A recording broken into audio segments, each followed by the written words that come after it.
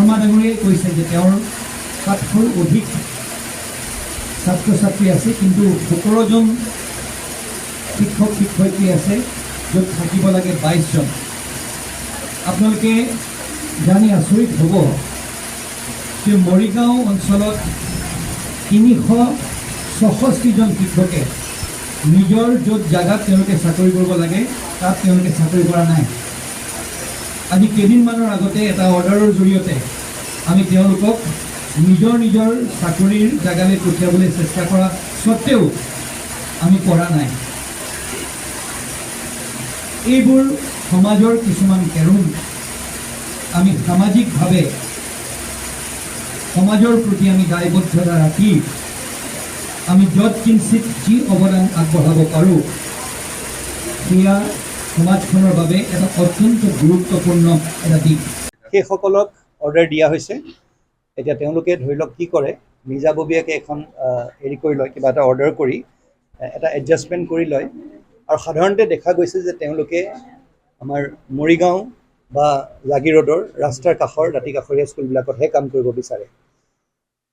আজিৰ দিনটোত মৰিগাঁৱৰ পৰা যদি আমি 10 কিলোমিটাৰ আগবাঢ়ি যাওঁ, আমি অকল গুণোৎসৱত আমাৰ 4ৰ্থ স্থানে লৈ যদি আমি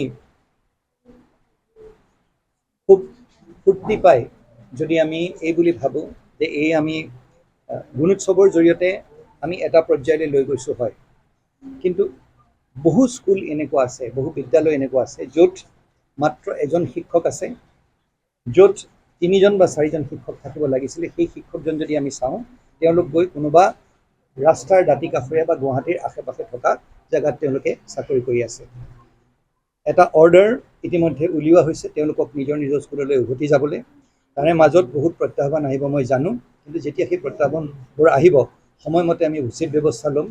আৰু চব এনেকুৱা ধৰণৰ প্ৰচেষ্টা বহুতে চলাব। আৰু আমাৰ প্ৰশাসনৰ তৰফৰ পৰা আমাৰ গুৰু দায়িত্ব হৈছে এনেধৰণৰ কাৰ্যকলাপবোৰ বিফল কৰা। আমি প্ৰচেষ্টা চলাম, সফল হ'ম বুলি মই ভাবিছোঁ। আৰু তাত সমাজখনৰ আমাক সহায় সাৰথি লাগিব। আৰু পুনৰবাৰ মই আকৌ এষাৰ কথা ক'ব বিচাৰোঁ, প্ৰতিটো বস্তু প্ৰশাসনলৈ আঙুলি তোৱালি নহ'ব। আজি সমাজখনো সজাগ হ'ব লাগিব।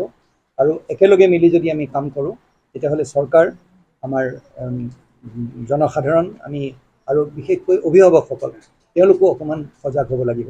একেলগে মিলি কাম কৰিলে মই ভাবোঁ নিশ্চয় আমি ফলপ্ৰসূ হ'ম।